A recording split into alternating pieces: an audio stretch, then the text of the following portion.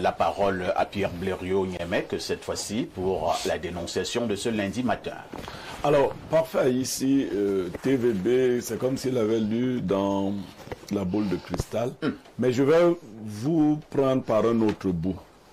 Je ne dénonce pas ce matin les poubelles dans la ville de Yaoundé. En tant que saleté, non. Je dénonce la tentative ou l'organisation d'un envoûtement collectif à travers les poubelles.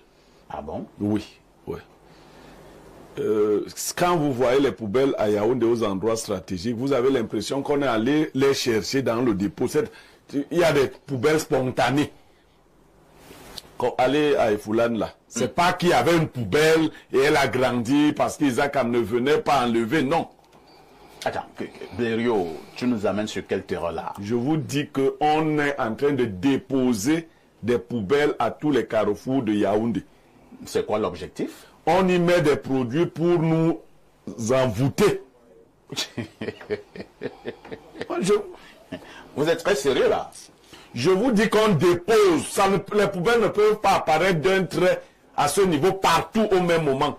Je dis des lieux où il n'y avait pas de poubelle. C'est-à-dire, il n'y avait pas une poubelle là pour qu'on dise qu'on a ajouté et puis elle est devenue grande. On a créé partout des poubelles.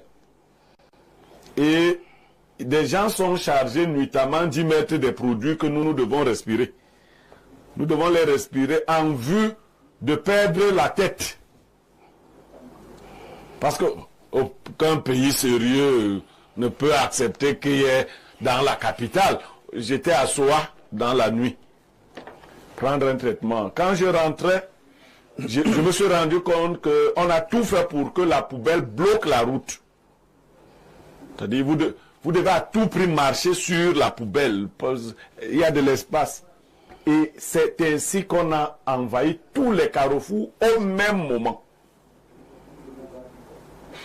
Alors, Blériot, vous êtes en train de faire une dénonciation d'un autre style ce matin. Hein? Oui, c'est ce que ça donne froid au dos. Oui, mais vous avez suffisamment enquêté. Mais je vous ai déjà dit, moi je connais la mystique des poubelles. Vous croyez que c'est parce qu'on ne peut pas avoir l'argent pour enlever les poubelles? Bon, vous pensez que c'est pourquoi? Il y a les poubelles partout. Pourquoi? Parce qu'il n'y a pas les mairies. Vous savez qu'il y a des trois où nous nous trouvons à un service de poubelle, non? Ils ont acheté des voitures bleues là. Les camions bleus. Les camions bleus. C'est où? C'est où? Pourquoi vous ne voyez pas ça? Je dis qu'on est en train de nous... On est en 2025. Le projet, et vous allez voir, après ça, les Camerounais seront tranquilles. Dans quelques semaines, on va enlever toutes les poubelles. Et les Camerounais seront tranquilles, seront calmes. Parce qu'il faut que l'année se passe dans le calme. Ne pensez pas que ces poubelles sont gratuites, ne sont pas le fait de la saleté. Non, c'est un programme d'envoûtement collectif. Merci Pierre Blériot pour cette dénonciation d'un autre genre ce matin. Certainement que vous avez des éléments appropriés pour démontrer ce que vous êtes en train de dire. Je vais donc passer la parole à un homme politique. Il s'agit de Aimé Cyprien Olinga. La dénonciation de Blériot nous donne froid au dos. Hein? Votre réaction? C'est une dénonciation qui devrait donner froid au dos. Mais je dois rassurer les uns et les autres. Moi, je ne serai pas envoûté. Oui, c'est clair. Certains vont résister. Moi, je ne peux pas être envoûté. Ça, c'est impossible. Moi, je suis adossé sur des divinités qui sont plus puissantes que l'envoûtement que vous voyez là. Donc, je dois aussi dire à nos compatriotes, surtout aux révolutionnaires, de ne pas avoir peur.